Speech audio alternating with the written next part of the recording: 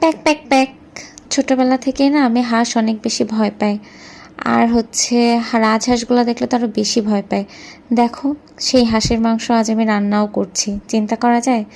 তো হাঁসের মাংস আমি আজকে প্রথম রান্না করেছিলাম, তাই কিছুটা ইউটিউবের ভিডিও আর কিছুটা এমনি ভিডিও বা মানুষের কাছ থেকে শুনে তারপরে সম্পূর্ণ নিজের মতো করে আমি রান্না করেছিলাম। তাই মাংস রান্না করার জন্য যা যা প্রয়োজন সব কিছুই কিন্তু আমি একসাথে গুছিয়ে নিয়েছিলাম। যেমন হাঁসটাকে প্রথমে আমি এখানে হলুদ আর লবণ দিয়ে ভালো করে ভেজে নিয়েছিলাম। তারপর পেঁয়াজ, রসুন, আদা সব কিছু কমপ্লিট করে নিয়েছিলাম। তো চলো একবারে রান্নায় চলে যাই। প্রথমে আমি এখানে তেলের মধ্যে দিয়ে নিয়েছিলাম কিছুটা গরম মশলা। গরম মশলাটা দেওয়ার পরে আমি এখানে দিয়ে দিলাম ঝাল আর পেঁয়াজ। আমি এখানে কাঁচা ঝালের পরিমাণটা একটু বাড়িয়েই দিয়েছিলাম। এরপর আমি পেঁয়াজ আর কাঁচা ঝাল থেকে কাঁচা গন্ধটা চলে যাওয়ার জন্য ভালো করে কিছুক্ষণ ভেজে নিলাম।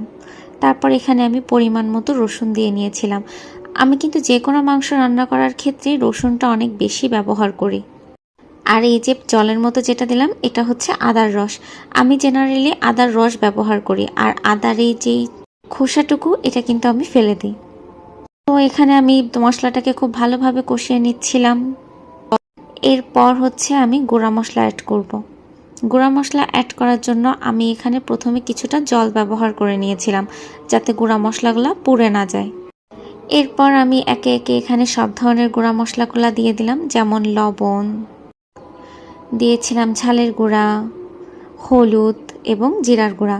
এখানে অনেকে ধনিয়া গুঁড়া ব্যবহার করে, কিন্তু পার্সোনালি আমার ধনিয়া গুঁড়াটা রান্নাতে খুব একটা বেশি ভালো লাগে না, তাই আমি ব্যবহার করি না। আচ্ছা, আপনারা কে কে ধনিয়া গুঁড়া পছন্দ করেন? আর ধনিয়া গুঁড়া দেওয়ার জন্য রান্নাতে অ্যাকচুয়ালি কোন ধরনের ফ্লেভারটা আসে আমাকে একটু বলতে পারেন? এরপরে কিন্তু আমি এখানে মশলাটাকে ভালো করে কষিয়ে হাঁসটাকেও দিয়ে দিয়েছিলাম।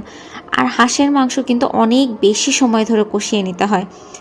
আর হাঁসের মাংস যতটা ঝাল করে রান্না করবেন, রান্না কিন্তু ততটাই বেশি মজা হয়। তো আমি এখানে হাঁসের মাংস দিয়ে বেশ অনেকক্ষণ ধরে মশলাটাকে হাঁসের ভিতরে ঢোকার জন্য অনেক সময় ধরে কষিয়ে নিচ্ছিলাম। এখানে আমি প্রায় 1 ঘন্টার মতো এই মাংসটাকে কষিয়ে নিয়েছি অল্প অল্প জল দিয়ে। প্রথমে জল ছাড়া কষিয়েছি, তারপর যেহেতু লাস্টের দিকে একটু পুড়ে যাচ্ছিল তাই আমি এটাতে জল দিয়ে তারপর কিছুক্ষণ ধরে কষিয়ে নিয়েছি। এরপর বেশ কিছুক্ষণ ধরে মাংসটাকে আমি কষিয়ে নিয়ে এটা আমি প্রেসার কুকারে দেওয়ার জন্য রেডি করে ফেলেছি। প্রেসার কুকারে দেওয়ার জন্য কিন্তু অবশ্যই এখানে গরম জল ব্যবহার করতে হবে।